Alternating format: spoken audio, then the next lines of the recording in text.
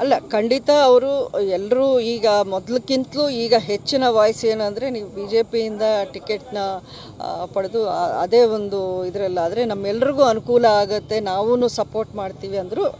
ಆದರೆ ಎಲ್ಲರೂ ಹೇಳಿದಿಷ್ಟೇ, ನೀವು ನಿಮ್ಮನ್ನು ನಂಬ್ಕೊಂಡು ನಾವಿದ್ವಿ, ನೀವು ಮಂಡ್ಯವನ್ನು ಮಾತ್ರ ಬಿಡಬಾರದು.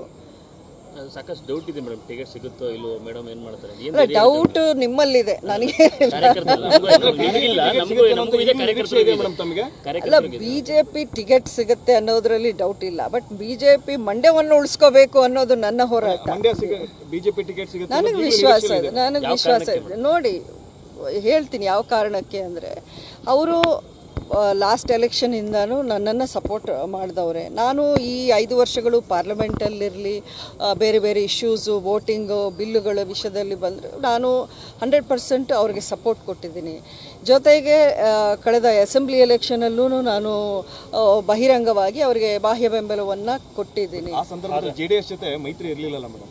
ಸುಬ್ಬಯ್ಯ ಕಿತ್ತಳೆ ಕೃಷಿ ಮಾಡಿ 100 ಗಿಡದಿಂದ 2.5 ಲಕ್ಷ ಗಳಿಸ್ತಿದ್ದಾರೆ. ನೀವು ಕೂಡ ಅವರಿಂದ ಕಲಿಬೇಕಾ? ಅವ್ರ ಜೊತೆ ವಿಡಿಯೋ ಕಾಲ್ನಲ್ಲಿ ಮಾತಾಡಬೇಕಾ? ಈಗಲೇ ಫ್ರೀಡಮ್ ಆ್ಯಪ್ ಡೌನ್ಲೋಡ್ ಮಾಡಿ.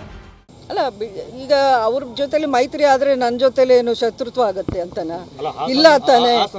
ಅಲ್ಲಲ್ಲ, ಈಗ ಅವ್ರು ಯಾವ ರೀತಿ NDA ಪಾರ್ಟ್ ಆದರೂ ನಾನು NDAನೇ, ಯಾಕೆಂದರೆ ನಾನು ಸಪೋರ್ಟ್ ಕೊಟ್ಟಿದ್ದೀನಿ. So I am also part of NDA.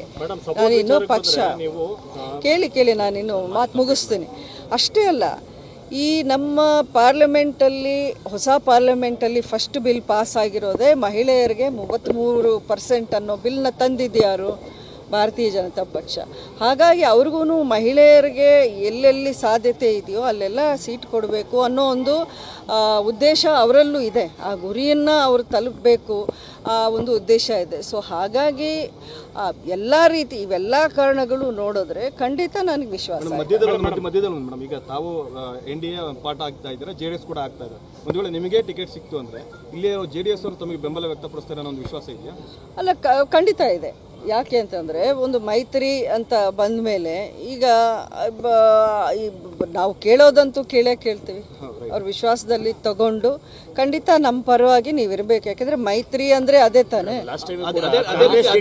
ಆಗಿತ್ತು, ಆದರೆ ಮೈತ್ರಿ ಏನಾಯ್ತು ಅಂತ ನಿಮಗೂ ಚೆನ್ನಾಗಿ ಗೊತ್ತು. ಅದೇ ಥರದ ಒಂದು ಪರಿಸ್ಥಿತಿ ಮತ್ತೆ ರಿಪೀಟ್ ಆಗ್ಬಿಡುತ್ತೋ ಅಂತ. ಅಲ್ಲ ನೋಡಿ, ಈಗ ಏನೇನು ಆಗ್ಬೋದು, ಏನೇನು ಆಗುತ್ತೆ ಅನ್ನೋದು ಹೇಳೋಕ್ಕೆ ನಾನೇನು ಫ್ಯೂಚರ್ ಪ್ರೆಡಿಕ್ಟರ್ ಅಲ್ಲ. ಅದು ಅಷ್ಟೆಲ್ಲ ದೂರಕ್ಕೆ ನಾನು ಯೋಚನೆನೇ ಮಾಡಲ್ಲ. ಯಾಕೆಂದರೆ ಐ ಆಮ್ 100% ನನ್ನದೇ ಆದ ಕಾನ್ಫಿಡೆನ್ಸ್ ನನಗಿದೆ. ಖಂಡಿತ ಅದರಿಂದ ಒಳ್ಳೆಯದೇ ಆಗುತ್ತೆ. ಪಕ್ಷಕ್ಕೂ ಅದು ಒಂದು ಪ್ಲಸ್ ಪಾಯಿಂಟೇ ಆಗುತ್ತೆ. ಯಾಕಂದರೆ ಮಂಡ್ಯದಲ್ಲಿ ಇನ್ನೂ ಪಕ್ಷ ಬೆಳಿಬೇಕಾಗಿದೆ. ಬೇರೆ ಕಡೆ ಬೆಳೆದಷ್ಟು ಮಂಡ್ಯದಲ್ಲಿ ಇನ್ನೂ ಬೇಸ್ ಆಗಿಲ್ಲ. ಸೊ ನನಗೆ ಅವರು ಈ ಸೀಟು ಉಳಿಸ್ಕೊಟ್ಟು ಈ BJP ಪಕ್ಷವೇ ಈ ಸೀಟನ್ನು ಸ್ಪರ್ಧೆ ಮಾಡೋದಾದರೆ ಪಕ್ಷಕ್ಕೂ ಅದು ಒಂದು ಸಂಘಟನೆ ಆಗುವಂಥ ಒಂದು ವಿಷಯ ಆಗುತ್ತೆ.